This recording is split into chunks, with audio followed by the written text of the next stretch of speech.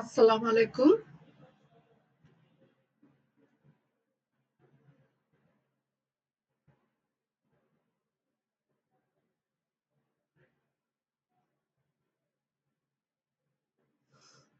আসসালামু আলাইকুম। Dhaka college online ক্লাসের কার্যক্রমের অংশ হিসেবে বিবিএ তৃতীয় বর্ষ কার্য ব্যবস্থাপনা অধ্যায় ২ কার্যকৌশলের একটি তোমাদের ৪ নাম্বার ক্লাসটি শুরু করতে যাচ্ছি। তোমাদের সঙ্গে আছি আমি সাবিনা তসমিন, সহকারী অধ্যাপক, ব্যবস্থাপনা বিভাগ, ঢাকা কলেজ। প্রিয় শিক্ষার্থী, আশা করছি তোমরা ভালো আছো, বাসায় আছো, পড়াশোনা করছো। খুব জরুরি কাজ ছাড়া বাইরে বের হচ্ছ না। আজ আমরা তোমাদের দ্বিতীয় অধ্যায়, যেটা আমরা কৌশল নিয়ে আলাপ করছিলাম, আমরা একটু বেশ পরে তোমাদের নিয়ে বসেছি।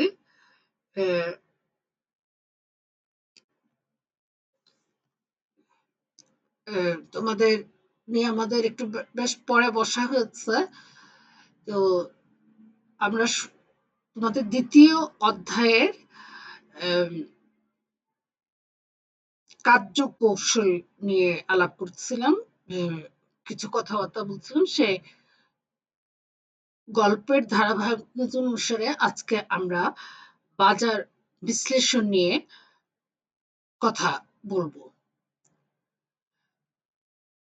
আমরা প্রথম থেকে একটি কথা খুব বেশি বলে যাচ্ছিলাম, সেটা হলো যে অপারেশন ম্যানেজমেন্ট, যেটা আমরা কার্য ব্যবস্থাপনা, বাংলায় কার্য ব্যবস্থাপনা বলে থাকি। কার্য ব্যবস্থাপনা একটি কার্য ব্যবস্থাপনা হচ্ছে মার্কেটিং এর একটি বড় শাখা, এটা গুরুত্বপূর্ণ শাখা।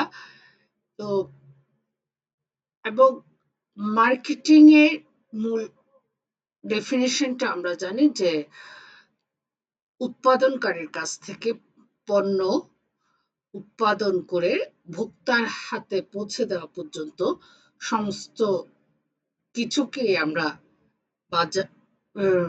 বাজারজাতকরণ বলে থাকি।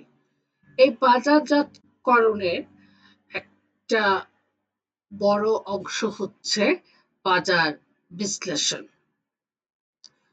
তোমাদেরকে এই কথাটি বহুবার বলা হয়ে থাকে, এবং তোমরা যখন মার্কেটিং পড়েছো তখনও এই কথাটা অনেকবার বলা হয়ে থাকে যে আমাদের যে মৌলিক পণ্য, যেটার জন্য আমাদের খুব বেশি প্রচারণা, বিজ্ঞাপন এর দরকার হয় না, কারণ মানুষ তার নিজের প্রয়োজনে, নিজের জীবন ধারণের জন্য প্রয়োজনে মানুষ তার মৌলিক পণ্যগুলো কিনে থাকে। কিন্তু আমরা মৌলিক পণ্য ছাড়াও অন্য যে পণ্য, আমরা পণ্যের শ্রেণী বিভাগ পড়েছি, জেনেছি যে অন্য যে ফ্যাশনেবল গুডস আছে, জরুরি পণ্য আছে, এবং অন্য যে পণ্যগুলো আছে, সেই পণ্যগুলো কেনার ক্ষেত্রে মানুষের মন মানসিকতা, আর্থিক অবস্থা, ঐতিহ্য, ইতিহাস, অভিজ্ঞতা, মনোযোগ, এগুলো অনেক বিশালভাবে কাজ করে থাকে। এই জন্য দেখা যায় যে বাজার বিশ্লেষণ করে কোন সময়ে কোন পণ্য, কোন রং, কোন সাইজ ভোক্তাকে প্রভাবিত করে, এই জিনিসটি বাজারজাত ব্যবস্থাপকের জানা খুব প্রয়োজন। উনি যদি এই জিনিসটি জানতে না পারে, তাহলে উনি বাজার বাজারে পণ্য যখন পৌঁছাবে উনি এটা ঠিক সময় মতো ভোক্তার কাছে যদি পৌঁছাতে না পারে তাহলে উনার বাজারজাতকরণের যে মুখ্য উদ্দেশ্য ভোক্তার কাছে পণ্য পৌঁছে দেওয়ার মাধ্যমে মুনাফা অর্জন করা সেটা উনার পক্ষে সম্ভব হবে না। জন্য দেখা যায় যে বাজার বিশ্লেষণ করা বিশ্লেষণ তাকে করতেই হবে। বাজার বিশ্লেষণের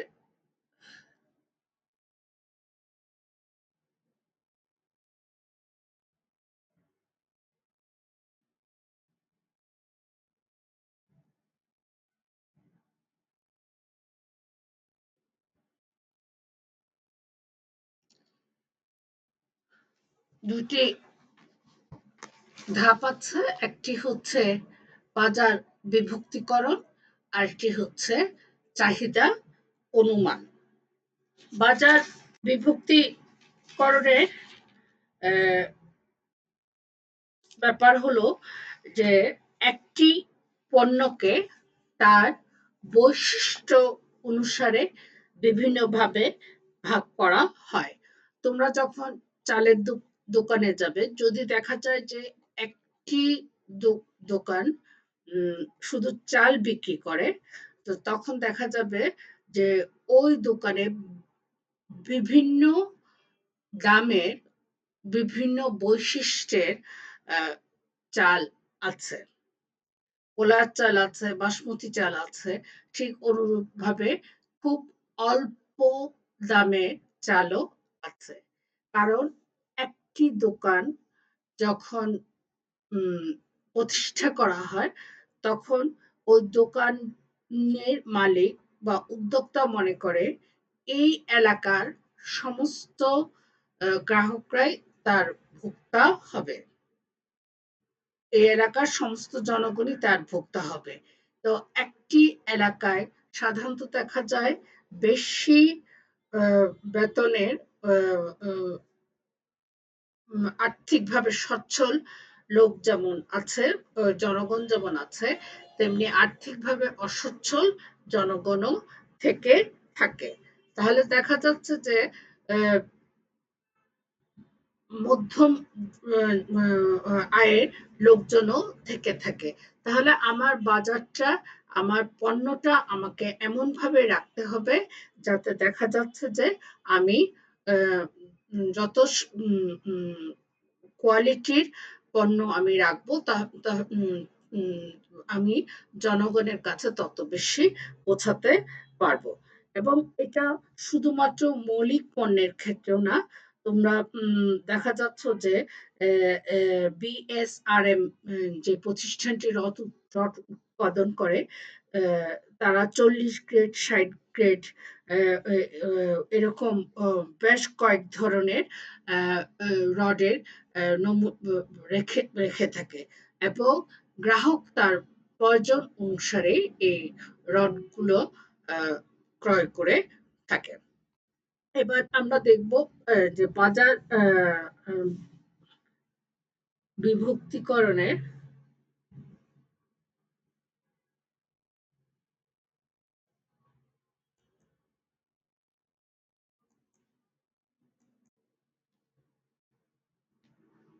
কয়েকটি বিষয় আমরা দেখে থাকব। আমরা বাজার বিভক্তিকরণের আমরা দেখছি জনসংখ্যা বিষয়ক বিভক্তিকরণ, মনস্তাত্ত্বিক বিভক্তিকরণ, শিল্প উপাদান। আমরা জনসংখ্যা বিষয়ক বিভক্তিকরণের কিছু জিনিস পড়ে থাকি, একটু পড়ে দিই আমি তোমাদের। জনসংখ্যা বিষয়ক বিভিন্ন বৈশিষ্ট্যের ভিত্তিতে বাজার বিভক্তিকরণ করা হলে তাকে জনসংখ্যা বিষয়ক বিভক্তিকরণ বলে। জনসংখ্যাগত বিভক্তিকরণ হলো জনসংখ্যা বিষয়ক চলক যেমন বয়স, লিঙ্গ, পরিবারের আয়তন, পরিবারের জীবনচক্র, আয়, পেশা, শিক্ষা, ধর্ম, বর্ণ, জাতীয়তা এবং সামাজিক শ্রেণীর বিভক্তিতে বাজারকে বিভিন্ন দলে ভাগ করা। এখানে বয়সের কথা বলা হয়েছে। বয়স এমন একটি ভেরিয়েবল যেটা আমরা যদি ৫ বছর করেও দেখি যে ১ থেকে ৫, ৫ থেকে ১০, ১০ থেকে ১৫, ১৫ থেকে ২০ এরকম করেও দেখি। তাহলে দেখা যাবে যে একটি বয়সে একেক ধরনের চাহিদা আমাদের থাকে।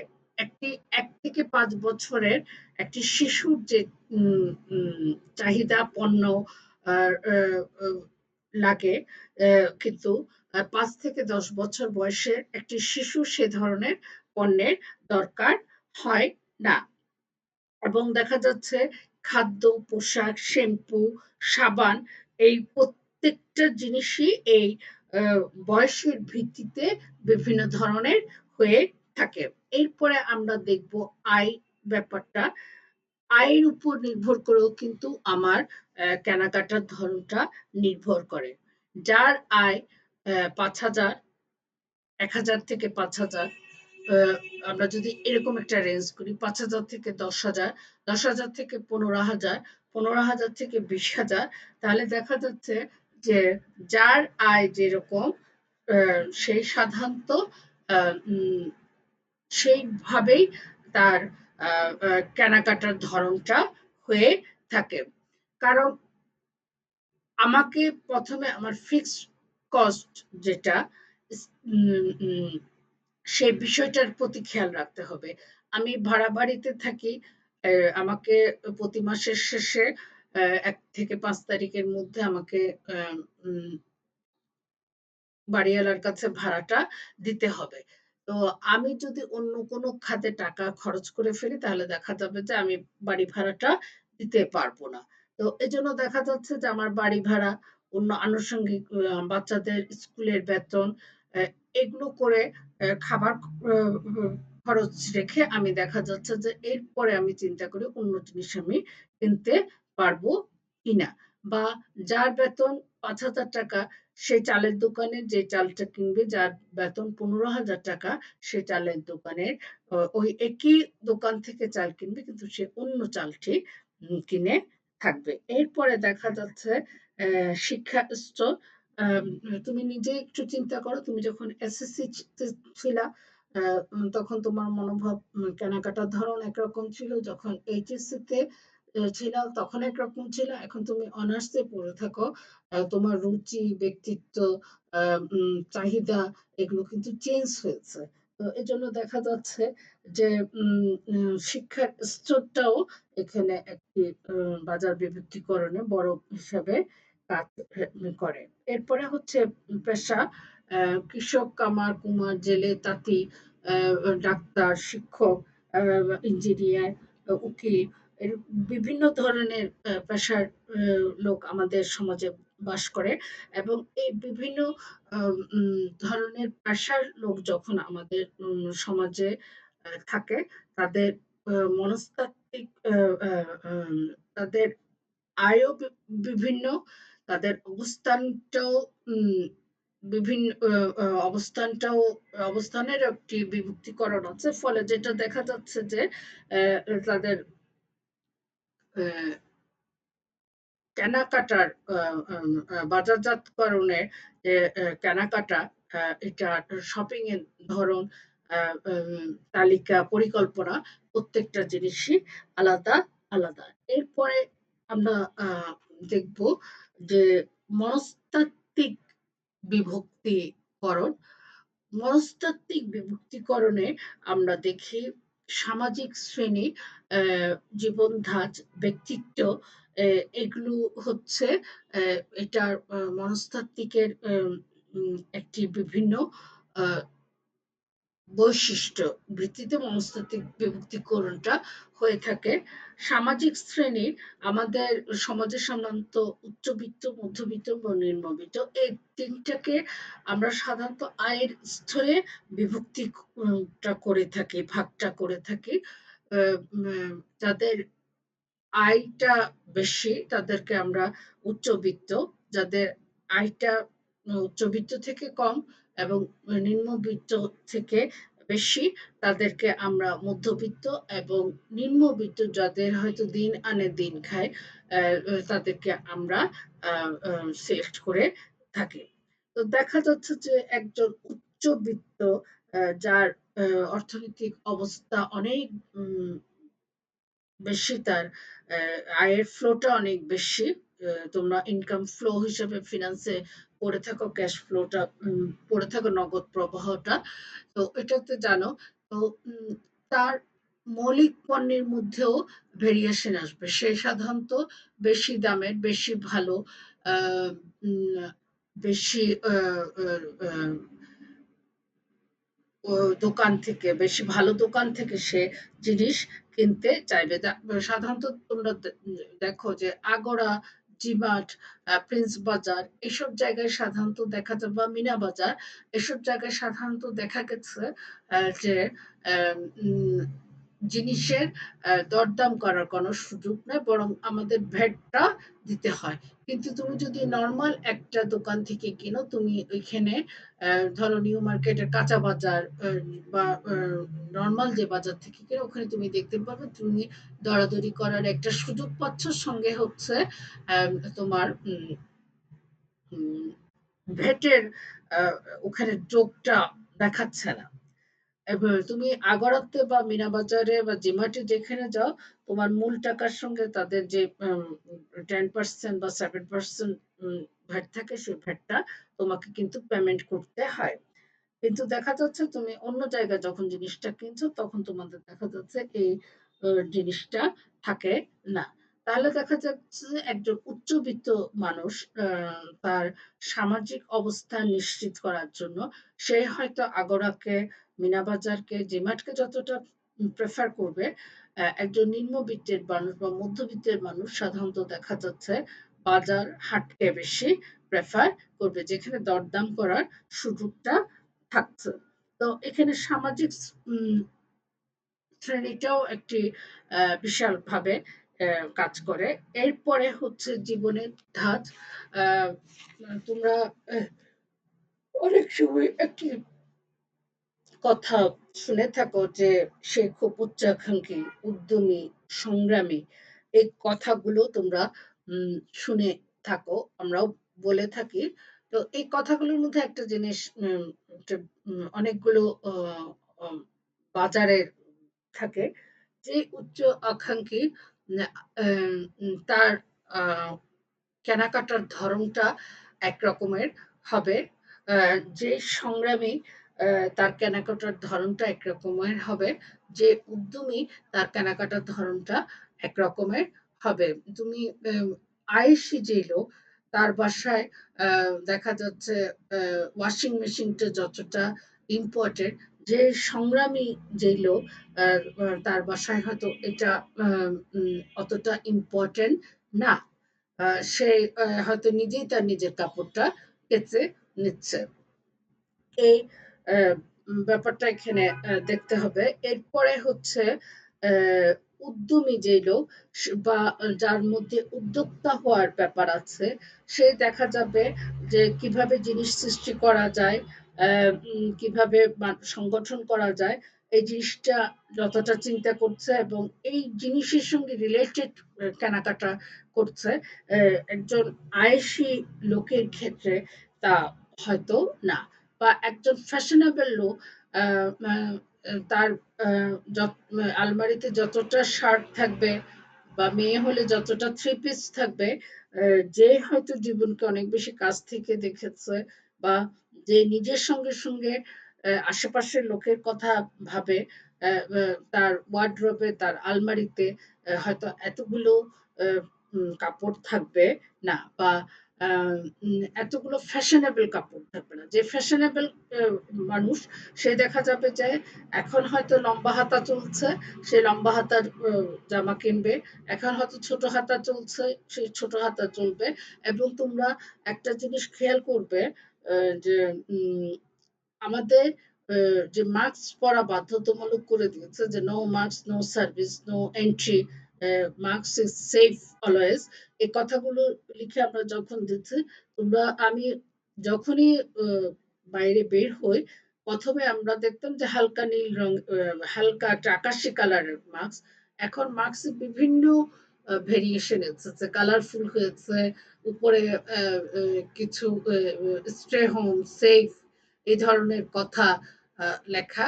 আচ্ছা, তো তাহলে দেখা যাচ্ছে যে যেই ফ্যাশনেবল মানুষ সে হয়তো দেখা যাচ্ছে তার জামার কালারের সঙ্গে মিল করে মাস্কটাও কিনছে। এটাও হচ্ছে আমাদের জীবন ধাঁচের একটি আহ, উম, ধরন। এরপরে আমরা কথা বলবো ব্যক্তিত্ব নিয়ে। ব্যক্তিত্বকে আমরা বিভিন্ন ভাগে ভাগ করতে পারি। যে স্বাধীন চেতা, রক্ষণশীল, কর্তৃত্বশীল, নেতৃত্বপ্রিয়, এ ধরনের বিভিন্নভাবে ভাবে ভাগ করতে পারি। একজন স্বাধীন চেতা মানুষের কেনাকাটার ধরন যেরকম হবে, একজন রক্ষণশীল মানুষের কেনাকাটার ধরন সেরকম হবে না।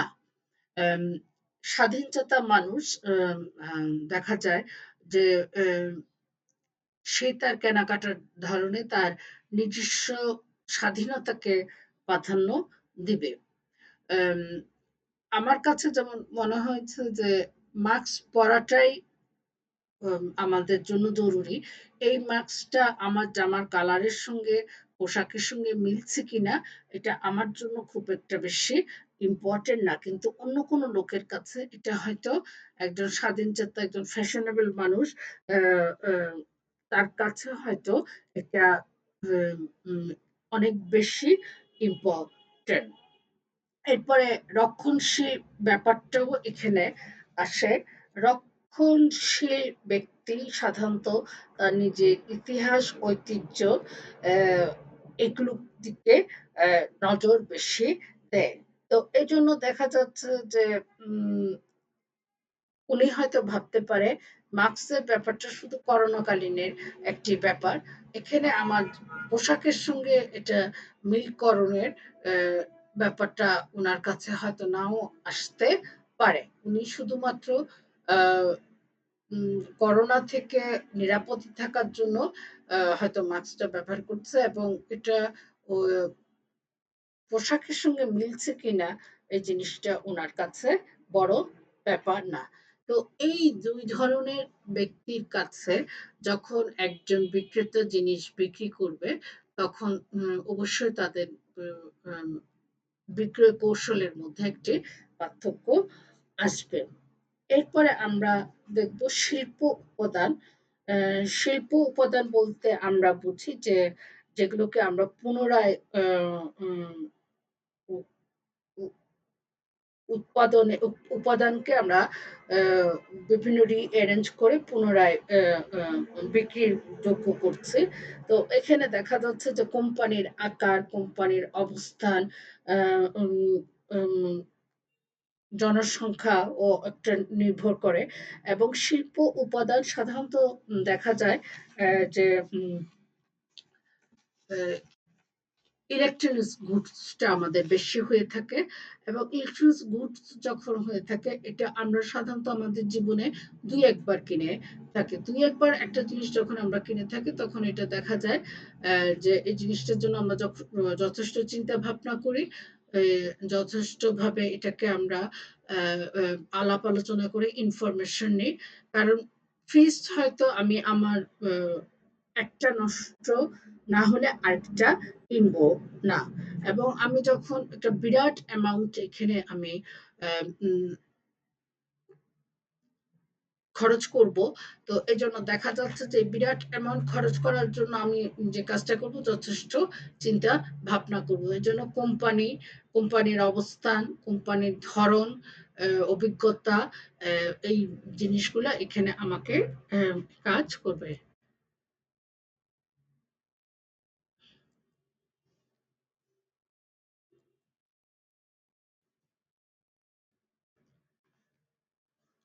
তোমাদের কোনো প্রশ্ন থাকলে আমাকে জানাবে।